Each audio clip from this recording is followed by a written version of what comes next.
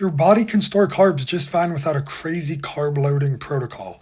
So as you can see here, there's this old school approach where carb load, you'd do a glycogen depleting workout, then you'd really restrict your carbs for a few days, then you'd follow that with a massive carb load. And yes, that can increase and will increase your muscle glycogen and produce a good carb load. But we've learned that you do not need this depletion phase to accomplish this. So when you taper your training and substantially increase your carbs, your muscles can increase their glycogen storage without intentionally draining them first. So this is important because the old school approach comes with some, as you would imagine, pretty obvious downsides. At this point in time, you're trying to recover and prepare for a race, but you're spending multiple days eating low carb and potentially affecting your recovery, feeling lethargic, feeling irritable, and then suddenly trying to consume an insane amount of carbs just to make it more complicated for no reason, really. So for something like a marathon, a common target now is something like 8 to 12 grams of carbs per kilo of body weight for 1 to 3 days.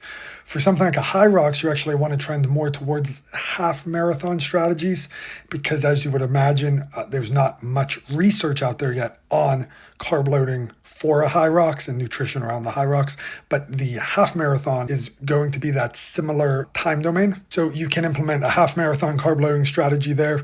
1 to 2 days of this increased intake will easily suffice, and you don't want to wait until race week comes to see what your stomach prefers. So practice before your big sessions, your big workouts, long runs, high rock sims, what foods make it easier for you to hit these targets without having to have too much fiber, causing stomach upset. So we're going to really think about things that you might not eat on a more daily basis. So think like bagels, cereal, white rice, juice, bananas, pretzels, pasta, honey, fruit juice, just to get that pure amount of carbohydrates in. And if you have no idea what this really looks like for you, I made a free carb loading guide that breaks down exactly what you need per your body weight. So just comment load, or really comment anything below, and I'll send that to you. But really, you don't need to do a big depletion. Just hit 1, 2, if you're doing a marathon, 3 days of a very high carb, again, 8 to 12 grams per kilogram. That's the big key there, not per pound.